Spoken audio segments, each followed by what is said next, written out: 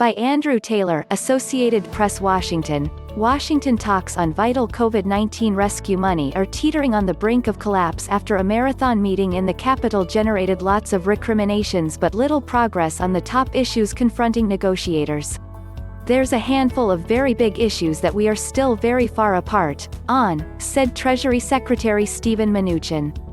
He talked of impasses on aid to states and local governments and renewing supplemental unemployment benefits in the Thursday night meetings.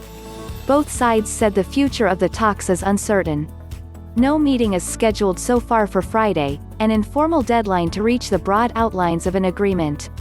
President Donald Trump is considering executive orders to address evictions and unemployment insurance, but they appear unlikely to have much impact. A breakdown in the talks would put at risk more than $100 billion to help reopen schools, a fresh round of $200 direct payments to most people and hundreds of billions of dollars for state and local governments to help them avoid furloughing workers and cutting services as tax revenues shrivel.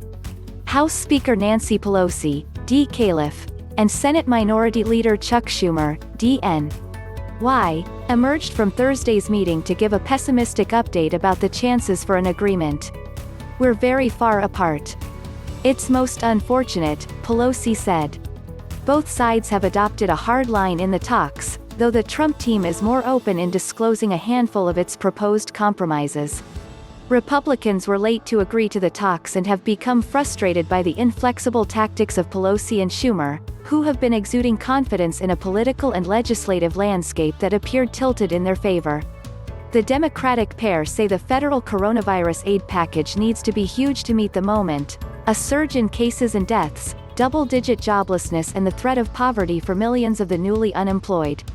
"We believe the patient needs a major operation while Republicans want to apply just a Band-Aid," Schumer said. "We won't let them just pass the Band-Aid, go home and leave America bleeding." On Friday, the two pointed to the July jobs report to try to bolster their proposals.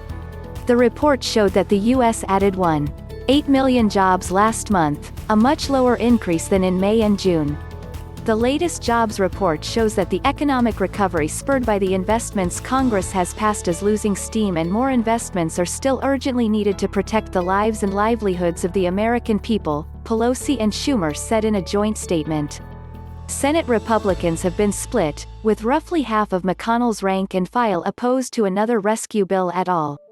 4 prior coronavirus response bills totaling almost $3 trillion have passed on bipartisan votes despite intense wrangling, but conservatives recoiled at the prospect of another Pelosi-brokered agreement with a whopping deficit-financed cost.